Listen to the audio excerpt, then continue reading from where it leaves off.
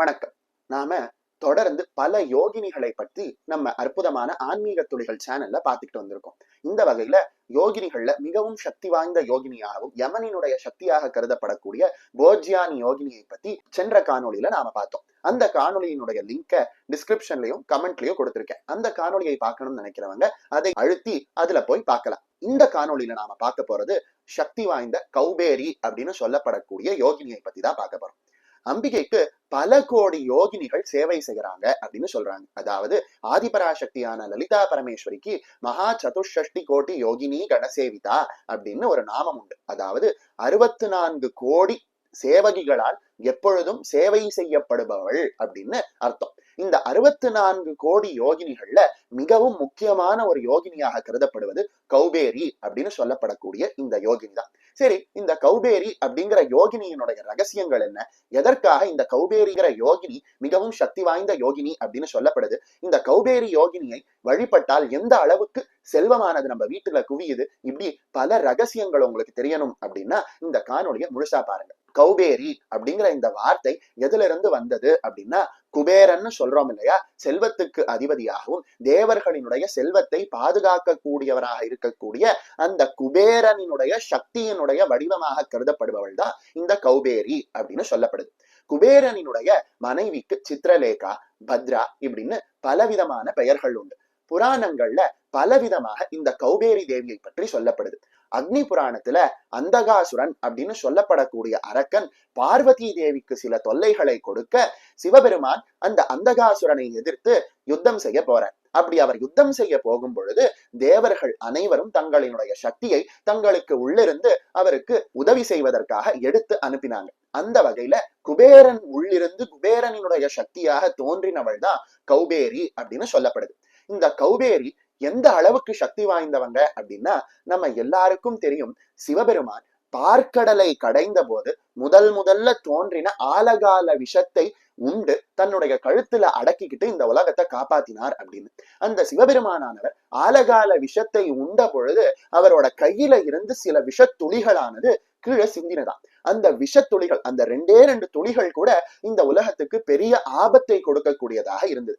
அந்த மிஞ்சின 2 துளிகளை இந்த உலகத்தை காப்பாற்ற வேண்டும் அப்படிங்கிறதுக்காக சூரியனினுடைய பெண்ணாக கருதப்படக்கூடிய பத்ரா அப்படின்னு சொல்லப்படக்கூடிய குபேரனினுடைய மனைவி சாப்பிட்டாங்க அப்படின்னு சொல்லுவாங்க. குபேரனினுடைய மனைவி அந்த கீழே சிந்தின 2 விஷத்துளிகளை உண்டதுனாலதான் இந்த உலகம் மொத்தமும் ஆலகால விஷத்தினுடைய தன்மையிலிருந்து, அதாவது கெடுதல்ல இருந்து தப்பிச்சது அப்படின்னு சொல்லப்படுது. இப்படி உலகத்தையே ஒரு விஷத்தை அருந்தி அந்த பத்ராதேவியானவள் காப்பாத்தினதுனால உலகத்துக்கே மங்களத்தை கொடுக்கக்கூடியவள் அப்படிங்கிற பெயர்ல அவளுக்கு பத்ரா அப்படிங்கிற நாமமானது சூட்டப்பட்டது.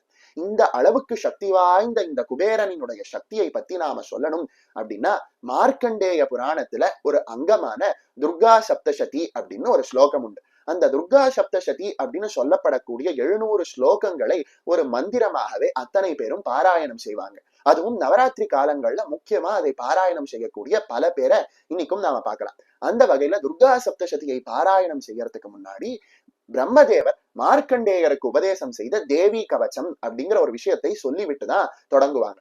அந்த தேவி கவச்சத்துல ரக்ஷேத் உதீச்சியாம் கௌபேரி அப்படிங்கிற வார்த்தை வருது. அதாவது என்னை உதீச்சியை அப்படின்னு சொல்லப்படக்கூடிய வடக்கு திசையில இருந்து கௌபேரி என்று சொல்லப்படக்கூடிய யோகினியானவள் காக்கட்டும் அப்படின்னு அந்த மந்திரத்துக்கான அர்த்தமாக இருக்கு. அதாவது குபேரன் எப்படி வடக்கு திசைக்கு அதிபதியாக இருக்காரோ அதே போல குபேரனினுடைய சக்தியான கௌபேரி தேவியும் வடக்கு திசைக்கு அதிபதியாக இருந்து சகல விதமான செல்வங்களையும் கொடுக்கக்கூடியவராக இருக்காங்க. இந்த கௌபேரி தேவியானவள் சனி பகவானினுடைய கெட்ட பார்வையிலிருந்து நம்மை தப்பிப்பதற்கு அருள் செய்யறாங்க அப்படின்னு விஷயம் தெரிந்த பல மகான்கள் சொல்றாங்க. ஏன் அப்படின்னா, சூரிய பகவானுக்கும் சாயா தேவிக்கும் சனி பகவானும் பத்ரா அப்படின்னு சொல்லப்படக்கூடிய இந்த கௌபேரி தேவியும் பிறந்ததாக புராணங்கள் சொல்லுது.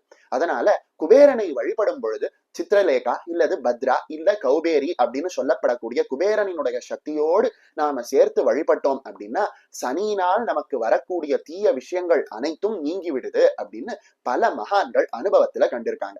இந்த பத்ரா அப்படிங்கிற யோகினி ஆலகால விஷத்தை உண்டது எதை குறிக்குது அப்படின்னு கேட்டான்னா, குபேரன் என்று சொல்லப்படக்கூடியவர் செல்வத்தினுடைய அதிபதியாக கருதப்படுறார். இந்த செல்வத்துக்கு அதிபதியான குபேரன் தன்னை வழிபடக்கூடியவர்களுக்கு பலவிதமான செல்வங்களை கொடுக்கக்கூடியவராக இருக்க.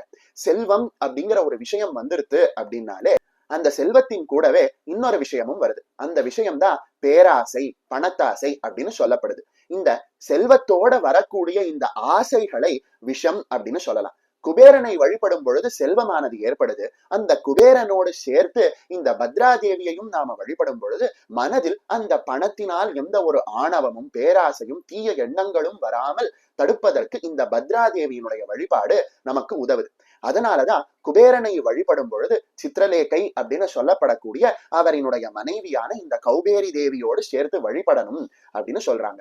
அதே போல இந்த சித்திரலேகா அப்படின்னு சொல்லப்படக்கூடிய பத்ராதேவியினுடைய சக்தியை நாம எங்க உணரலாம் அப்படின்னு கேட்டான்னா, இன்னைக்கும் பல உபாசகர்கள் திருப்பதி ஏழுமலையானின் சன்னதியில இருக்கக்கூடிய குபேரனினுடைய சன்னதியில் சென்று அங்க குபேரனை வழிபடும் பொழுது இந்த கௌபேரியினுடைய ஒரு அதிர்வலையை அங்க அவர்களால உணர முடியுது அப்படின்னு சொல்றாங்க. அந்த கௌபேரியினுடைய அதிர்வலைகள், அதாவது கௌபேரியினுடைய மந்திர பிரதிஷ்டையானது அங்க குபேரனினுடைய சன்னதியில இருக்கிறதுனாலதான் திருமலை திருப்பதியில என்னைக்கும் செல்வத்துக்கு பஞ்சமில்லாம இருக்கு அப்படின்னு சொல்லப்படுது.